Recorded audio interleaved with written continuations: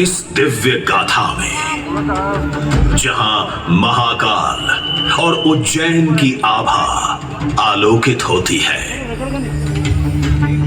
आपसे विनम्र अनुरोध है कि कृपया अपने मोबाइल फोन्स को साइलेंट मोड में डालें या स्विच ऑफ कर दें ताकि आप इस प्रस्तुति का संपूर्ण आनंद बिना किसी व्यवधान के उठा सकें। इस शो के प्रस्तुतकर्ता हैं उज्जैन स्मार्ट सिटी लिमिटेड। निष्पादक हैं मध्य प्रदेश पर्यटन। तो प्रस्तुत है महाकाल की शक्ति, उज्जैन की भक्ति।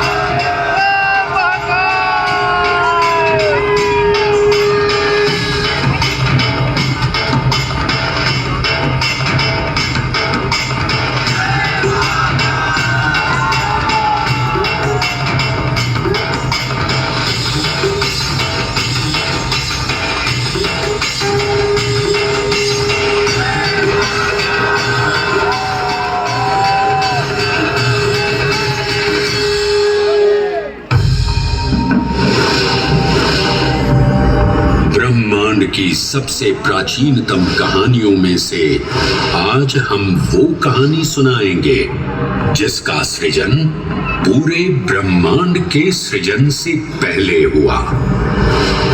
तब न देव थे, न असुर,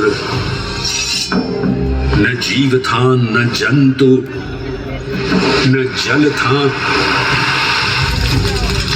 न अग्नि, न वायु, न भूमि। समष्टि के शून्य में विराजती एक शक्ति, कालातीत और कालों के नियंता।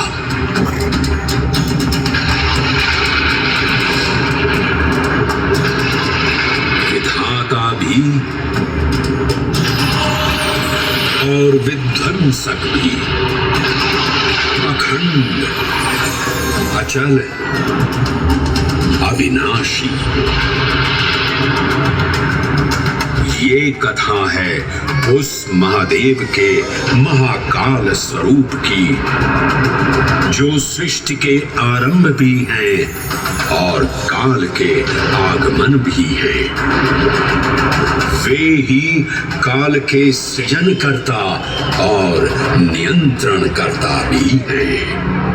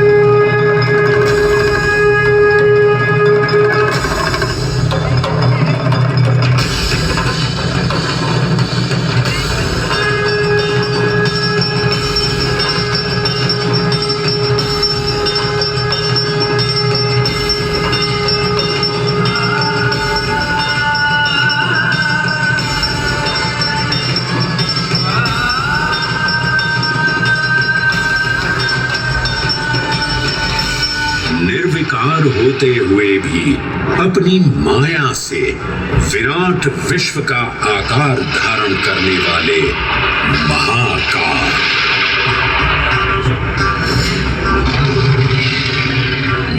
गिरि को धनुष और भगवान विष्णु को बाण बना दैत्यों के 3 पुरों का नाश करने वाले महाकाल। वो महाकाल जो तीनों लोकों में विद्यमान सभी शिवलिंगों में प्रधान है।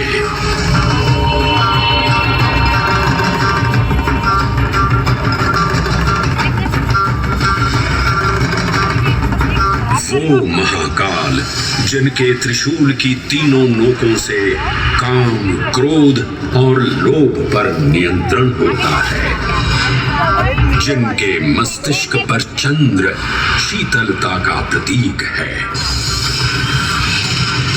और जिनकी सवारी नंदी के 4 चरण सत्य, दया, दान और तप का चिन्ह है।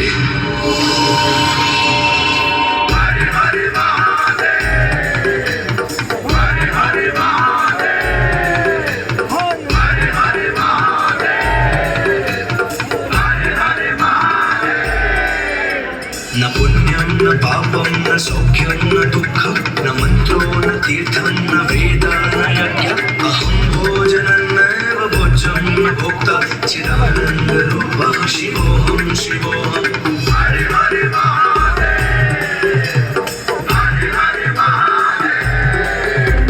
अहं विकल्पो निराकाररूपो विभुत्वा च सर्वत्र सर्वेन्द्रियाणां न चासङ्गतं नैव मुक्तिर्न मे चिदानन्दरूपः शिवोऽहं शिवोऽहं चिदानन्दरूपः शिवोऽहं शिवोऽहं चिदानन्दरूपः शिवोऽहं शिवोऽहं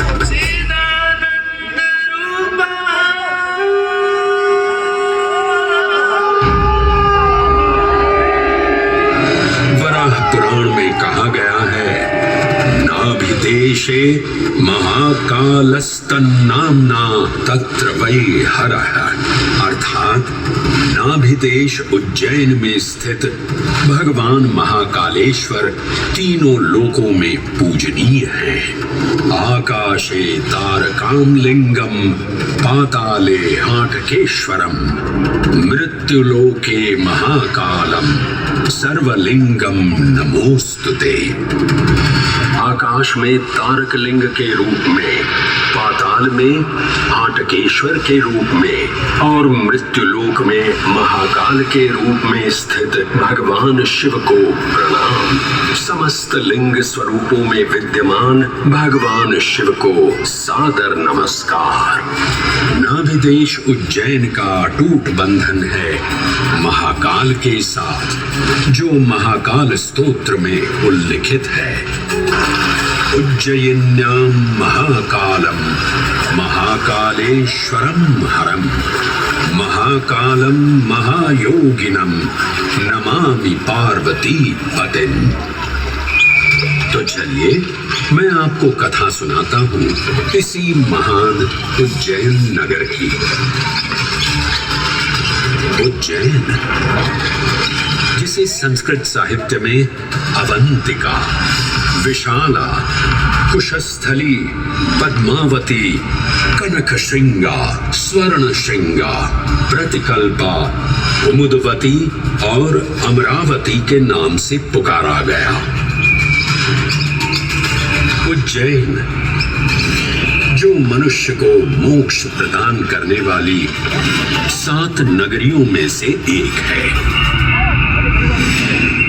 उज्जैन, जहां 84 महादेव का आशीर्वाद प्राप्त है। उज्जैन, जिस पर सदा ही कृपा रहती है महाकाल की। यहाँ सतत क्षिप्रा नदी की निर्मल धारा बहती है। डमरू के नाद से जीवन को ऊर्जा मिलती है। घंटियों की झंकार मन को आनंदित करती है और यहाँ का आकाश शिव आशीष स्वरूप है।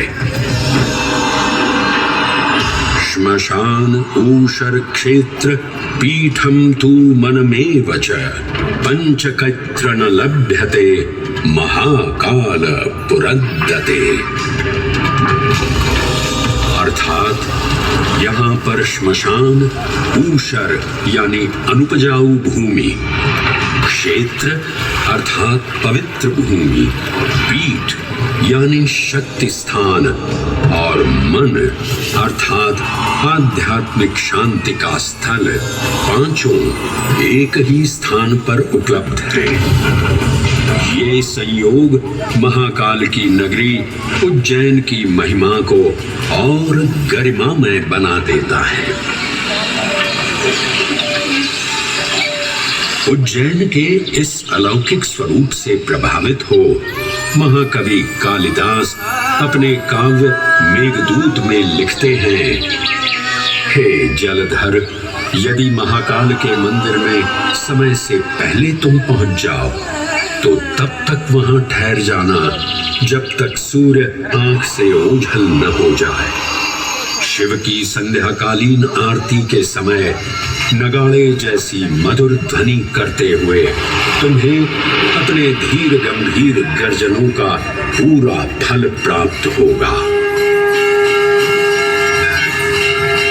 ये संध्या आरती जिसे कालिदास ने सराहा है अत्यंत महत्वपूर्ण है, क्योंकि ये वो प्रहर है जब सभी देवी देवता गंधर्व यहाँ उपस्थित होते हैं।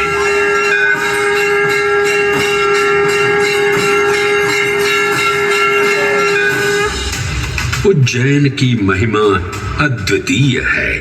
सतयुग, त्रेता युग, द्वापर युग और कलयुग, हर युग में इसका अप्रतिम महत्व रहा है। इस काल यात्रा में सबसे पहले आपको सतयुग के उस कालखंड में ले चलता हूं जहां देव और दानव एकत्रित हैं समुद्र मंथन करने के लिए। मन की आंखों से कल्पना कीजिए, भगवान विष्णु ने कुर्म का रूप ले मंदरांचल पर्वत को अपनी पीठ पर उठा रखा है। सागर से विकराल लहरें उठ रही हैं, मेघ भयानक गर्जना कर रहे हैं। देव और दानव वासुकी सर्प को नेति बना और मंदार पर्वत को मथनी बना सागर को मथ रहे हैं कि तभी जल का पाप कालकूट विष निकलता है और पूरी सृष्टि को अपने ताप से झुलसाने लगता है। इस भयावह स्थिति ने देवताओं और असुरों के बीच हाहाकार मचा दिया। ये कैसा अनर्थ है? लक्ष्य था अमृतत्व का, पर अब मृत्यु की विकराल छवि हमारी आंखों के समक्ष मंडरा रही है। इस भयंकर संकट से केवल वही उद्धारकर्ता मुक्ति दिला सकते हैं जो समस्त विश्व के परम संरक्षक हैं। तभी सब महादेव की शरण में जाते हैं और पुकार लगाते हैं, ओ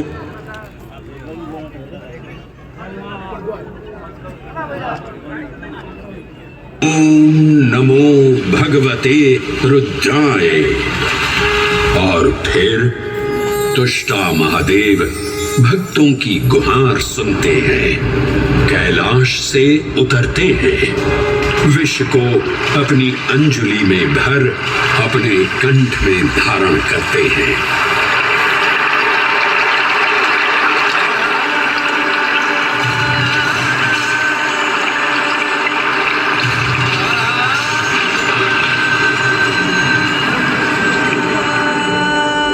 अंततो गत्वा सागर मंथन से अमृत कलश प्रकट होता है। जैसे ही अमृत प्रकट हुआ, दानवों ने इसे केवल अपने आधिपत्य में लेने की आकांक्षा प्रकट की और संघर्ष छिड़ गया। आज यदि हम इस अमृत को प्राप्त कर सकें तो हम देवताओं पर हमेशा के लिए प्रभुत्व स्थापित कर पाएंगे। अमृत अपात्र हाथों में ना जा पाए, क्योंकि ये अपनी शक्ति का असीम दुरुपयोग करेंगे। इस अराजकता के परिणाम स्वरूप अमृत की कुछ बूंदें छलकी और पृथ्वी तक पहुंच गई। 4 स्थलों पर स्पर्श हुआ इन बूंदों का। हरिद्वार, प्रयागराज, नासिक और उज्जैन।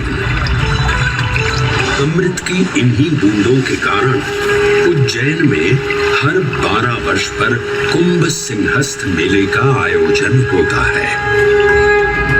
भगवान शिव की लीला देखिए। लोक कल्याण के लिए स्वयं विषपान किया और अपनी नगरी पर अमृत वर्षा करवाई।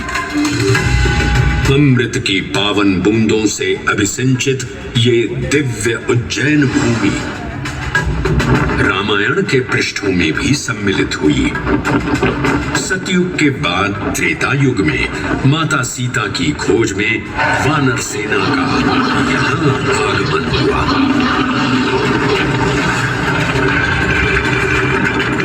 समय की इस यात्रा के माध्यम से अब प्रवेश करते हैं वाल्मीकि रामायण के किष्किंधा कांड में।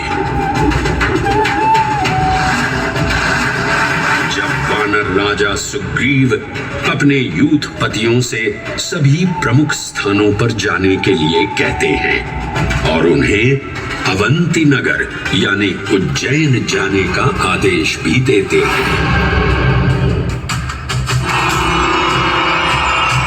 मेखला उत्कल के क्षेत्र, दशर्न के नगर, आब्रवंती, अवंती और विदर्भ के राज्य, साथ ही माहिष्का के आकर्षक राज्य में भी पूरी तरह से खोजना होगा।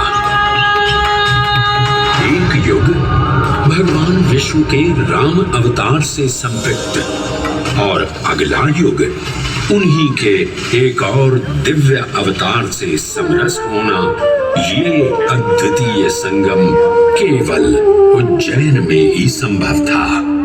परंतु एक क्षण ठहरिए और ध्यान से सुनिए। ये हैं महाकाल के 1008 दिव्य नाम। हाँ, मैंने काल चक्र को परिवर्तित कर दिया है और अब द्वापर युग का शुभारंभ हो चुका है। विस्मय पूर्ण हो जाएंगे ये जानकर कि महाकाल के इन नामों को स्वयं भगवान श्री कृष्ण ने रचकर पिरोया था। महाकाल सहस्र नामावली की ये अद्भुत रचना उस समय की है जब योगेश्वर कृष्ण, उनके मित्र सुदामा और शेषावतार बलराम ने अवंती नगरी में स्थित सांदीपनी ऋषि के आश्रम में वेद, वेदांत दर्शन और शस्त्र विद्या की शिक्षा ग्रहण की थी। कहते हैं कि भगवान श्री कृष्ण को अवंती ने ऐसा मंत्र मुग्ध कर दिया कि यहाँ 64 दिनों तक रुककर उन्होंने 64 विद्याएं और 14 कलाओं का ज्ञान लिया। उज्जैन का संबंध महाभारत से भी जुड़ा हुआ है। इस महान महाकाव्य के वन पर्व में उल्लेख किया गया है कि महाकालेश्वर मंदिर में स्थित कोटि तीर्थ जल का स्पर्श मात्र करने से अश्वमेध यज्ञ के समान फल प्राप्त होता था। और फिर परिवर्तन की इस अनवरत धारा ने एक नई कहानी लिखी। उज्जैन में उदय हुआ मौर्य वंश का। सम्राट बिंदुसार ने अपने पुत्र अशोक को उज्जैन का राज्यपाल बनाया और समय के साथ अशोक के शासनकाल में धर्म का विस्तार हुआ। मौर्य वंश के पश्चात विभिन्न राजवंशों, सम्राटों और नरेशों ने उज्जैन की सेवा की।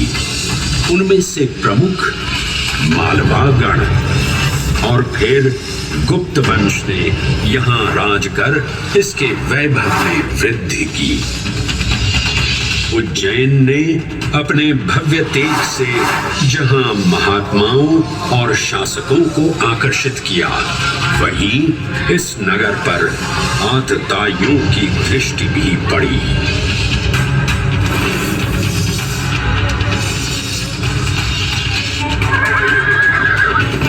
शक मध्य एशिया की खानाबदोश जनजाति थी, जिन्होंने उत्तर पश्चिमी और मध्य भारत के कुछ हिस्सों पर आक्रमण कर अपना शासन स्थापित किया।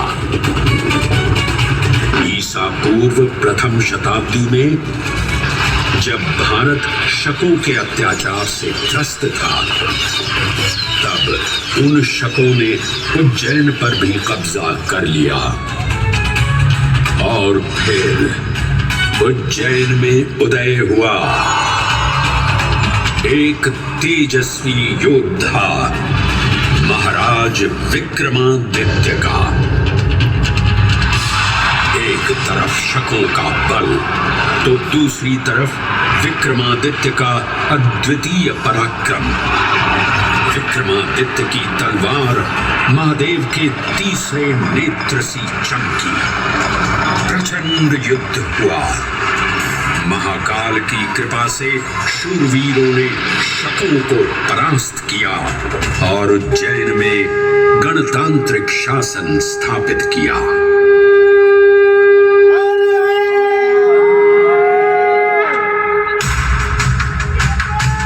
इन्हीं महाबली विक्रमादित्य की राज्यसभा महाकाल मंदिर में ही प्रतिष्ठापित थी। आज भी इस मंदिर की घंटियों में विक्रमादित्य की वीरता और शौर्य की प्रतिध्वनि गुंजायमान होती है।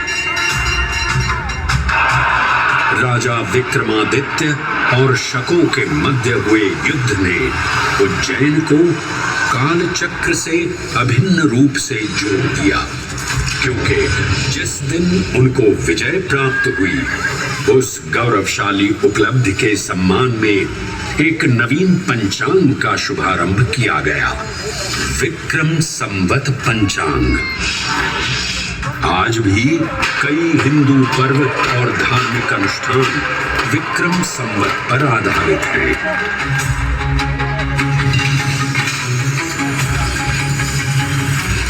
पृथ्वी की भौगोलिक कर्क रेखा इस पावन उज्जैन भूमि से होकर गुजरती है। लगभग 300 वर्ष पूर्व उज्जैन विश्व समय का प्रमुख संदर्भ बिंदु था। यही कारण है कि उज्जैन की वेदशाला में वराहमिहिर, आदित्य दास, ब्रह्मगुप्त, आर्यभट्ट और भास्कराचार्य जैसे महान विद्वान अनुसंधान और अध्ययन में तल्लीन रहते थे। खगोल शास्त्र का केंद्र, महाकालेश्वर का आवास, जगत गुरु कृष्ण की नगरी, विक्रमादित्य का राज। जयति जय उज्जैनी, वैभवशालिनी नगरी उज्जैन।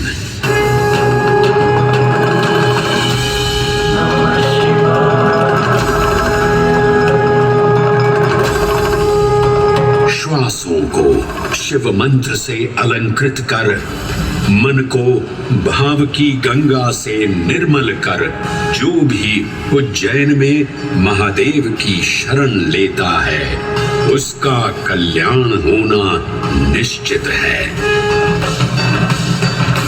आज सुनी सबने गाथा महाकाल की, दर्शन जिनके दुर्लभ हैं, नमन करे जिन्हें काल भी, चरण में जिनके है बसा। ये समस्त संसार कभी नहीं देखा होगा धरती पर ऐसा चमत्कार।